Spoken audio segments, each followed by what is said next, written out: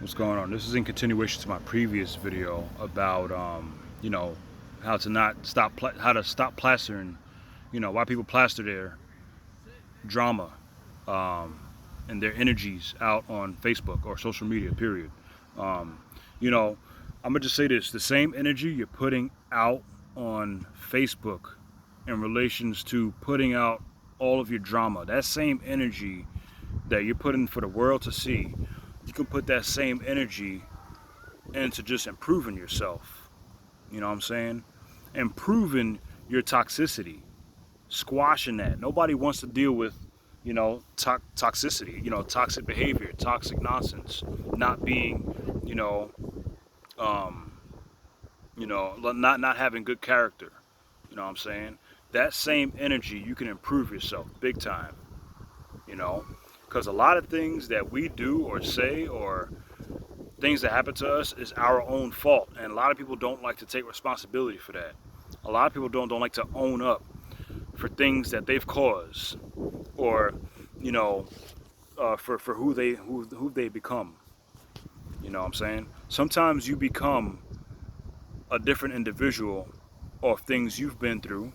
You have to learn how to, you're learning to adapt. You're maturing. You're getting older. You have a better understanding. You're learning.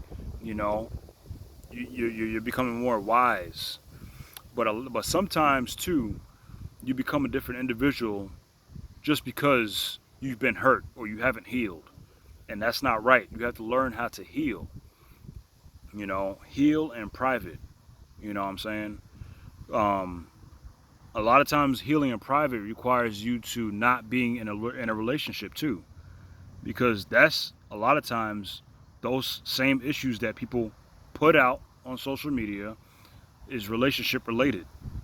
You know, and people have to learn how to heal from that stuff, um, heal properly.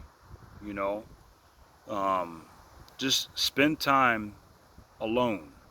Okay, lay low or lay off social media. Period, because you might get tempted to want to just put your shit out there. Put your heartbreak, put your sob story out there on social media or on Facebook. And it's when what that's doing too is creating a toxic pool, a toxic playground for others to feed into. And when people feed into stuff, they become that too.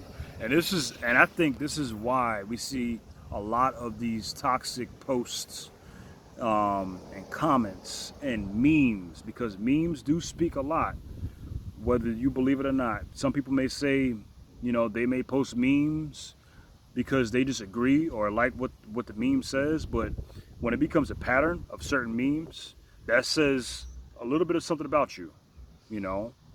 Um, but I'm not going to get into that.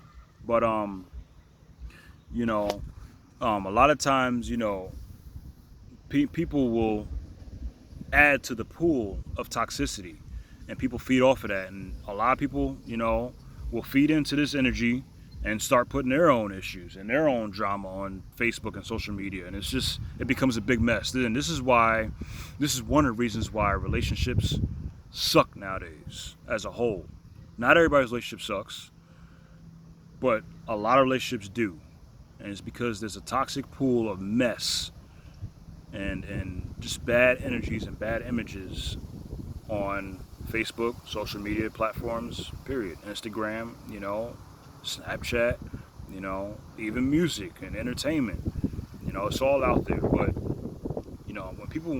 when one person and then the next person and then their friend and their family and then those families' friends start seeing their drama and issues, they're like, all right, you know what?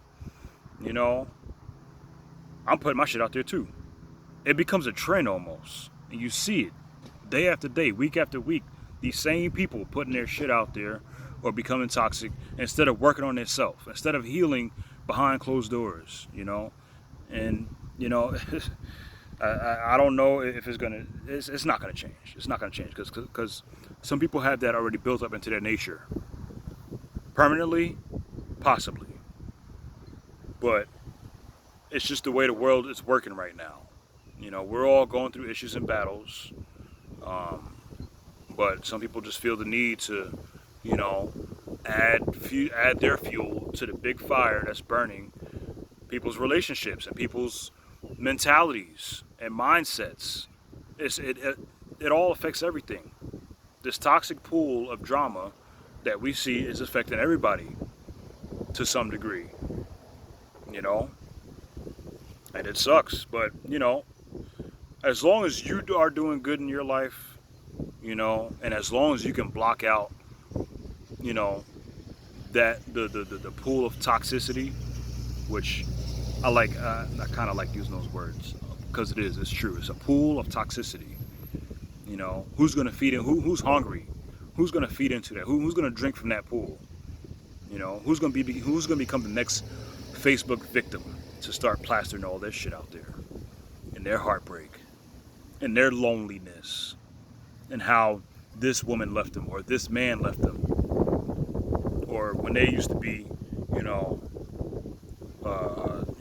all out there in the streets for the streets, and now they're a good girl, a good guy, and now they want somebody. This is the type of shit we see. I see all the time, right? We all do.